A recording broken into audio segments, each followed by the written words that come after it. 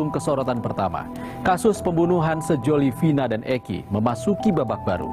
Setelah 8 tahun, Peggy Setiawan alias Perong, 1 dari 3 buron, akhirnya tertangkap. Diwarnai kejanggalan hingga kriminolog menilai polisi yang sejak awal menangani kasus pembunuhan Vina perlu diselidiki.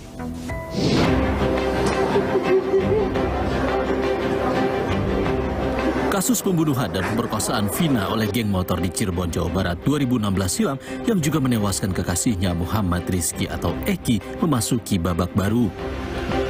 Peggy Setiawan alias Perong, 1 dari 3 pelaku buron, akhirnya ditangkap di Bandung, Jawa Barat Selasa malam 21 Mei lalu. Kabid Humas Polda Jabar menyebut selama di Bandung, Peggy bekerja sebagai buruh bangunan. Atas nama saudara Peggy alias Perong yang saat ini kita ketahui bernama Peggy Setiawan. Dia merupakan warga Cirebon yang bekerja di Bandung sebagai buruh bangunan. Sehingga tadi malam kami lakukan upaya paksa penangkapan terhadap terduga pelaku Peggy Setiawan di Bandung. Sementara polisi masih mendalami peran Peggy dalam kasus pembunuhan Vina. Apakah sebagai otak pembunuhan dan pemerkosaan Vina atau turut serta melakukan pembunuhan sadis itu?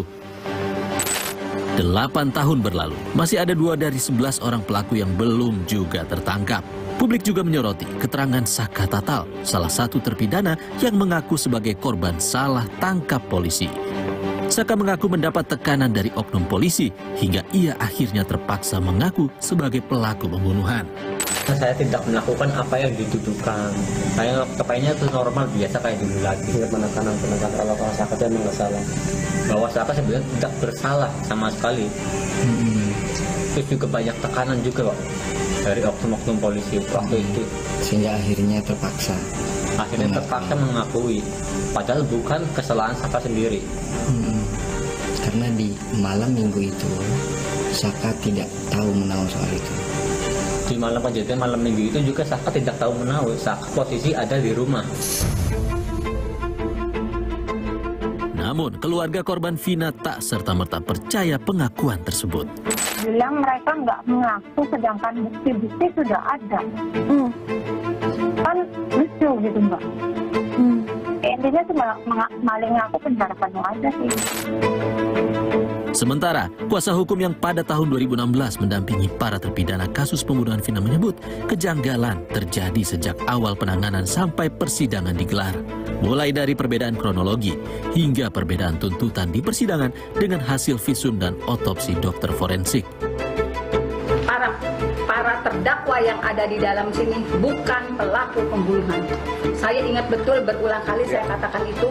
Saya ingat betul ketika vonis seumur hidup disampaikan, saya kecewa karena apa? Faktanya dalam tuntutan korban meninggal karena tusukan di dada, di dan perut. Tetapi dari hasil visum maupun otopsi tidak ada luka akibat tusukan benda tajam. Itu fakta pertama.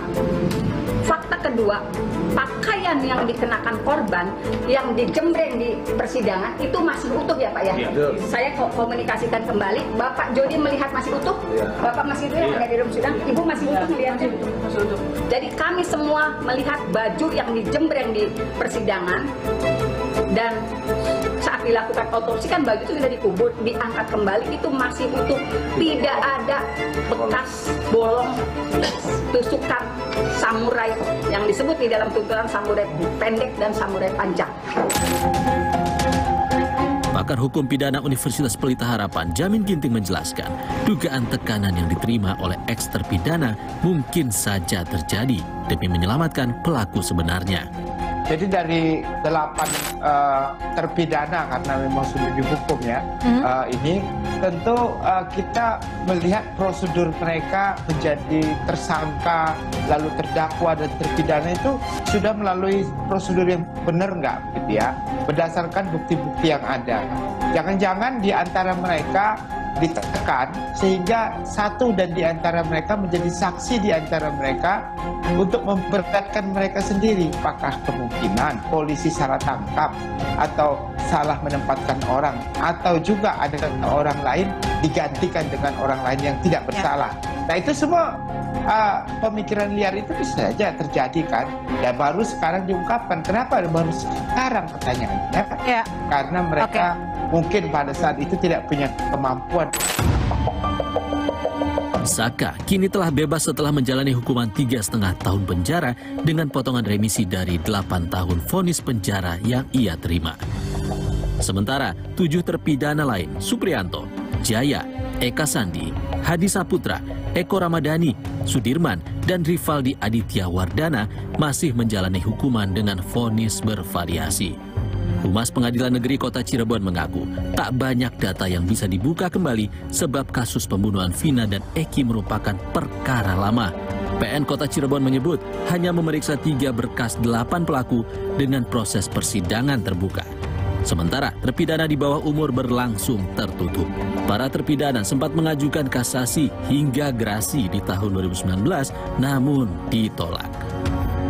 Ada 3 berkas, mereka semua sudah mengajukan kasasi, yaitu upaya hukum sampai ke gerasi tahun 2019.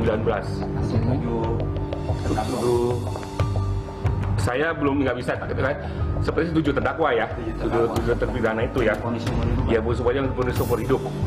Tuh. Hasilnya gerasi itu? Gerasi ditolak. Kompolnas meminta polisi segera tanggapi pengakuan eks terpidana dan kuasa hukum terkait adanya dugaan penanganan yang tidak sesuai prosedur agar kasus terkuak secara transparan.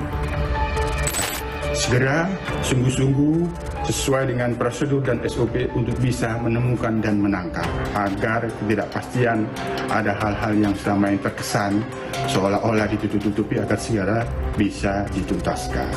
Apa yang dimaksud kuasa hukum terpidana pada saat ini seolah-olah ada yang unprosedural, tentu ini kita dorong Polda sepatutnya bisa merespon apabila ada hal-hal yang dianggap unprosedural. Sementara, kriminolog Universitas Islam Bandung, Nandang Sambas menyebut untuk mengungkap dugaan kejanggalan harus ada pemeriksaan penyidik yang menangani kasus kematian Vina dan Eki sejak awal. Ada yang 3 orang yang menurut juga pengakuan para saksi, nah ini harus diungkap. Saya pernah mengatakan coba periksa penyidik yang awal menangani ini. Ya, konon katanya sekarang kan Polda sudah terjun, Kompolnas sudah terjun, Mabes sudah terjun. Periksa, minta keterangan dari penyidik awal yang menangani ini karena pintu pertama dan pintu utamanya adalah penyidikan awal. Di tengah ramainya kasus pembunuhan dan pemerkosaan Vina yang muncul ke publik, Polda Jawa Barat melakukan pemeriksaan ulang kepada 7 terpidana untuk mengungkap identitas asli pelaku buron yang hilang bak di telan bumi. Pada Kompas TV, Kadif Paskanwil Kemenkumham Jabar, Robianto, membenarkan adanya surat permintaan pemeriksaan lanjutan tahanan dari Polda Jawa Barat. Kirim surat ke kami.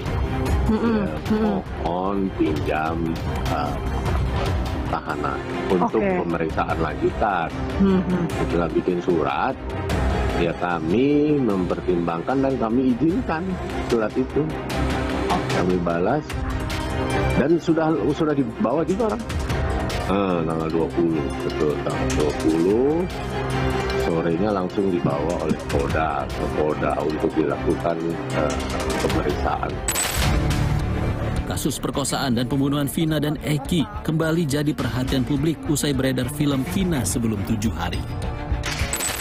Gang Bakti, Jalan Raya Majasem, Kecamatan Kesambi, Kota Cirebon, Jawa Barat, jadi saksi bisu peristiwa tragis yang menimpa keduanya. Para pelaku memperkosa Vina dan menganiaya Eki.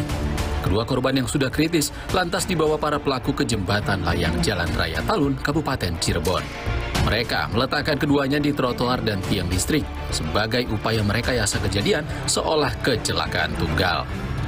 1 September 2016, Polres Cirebon merilis kasus ini dan berasumsi sebagai kecelakaan lalu lintas. Namun setelah dilakukan penyelidikan, ternyata merupakan kasus pemerkosaan dan pembunuhan yang dilakukan geng motor.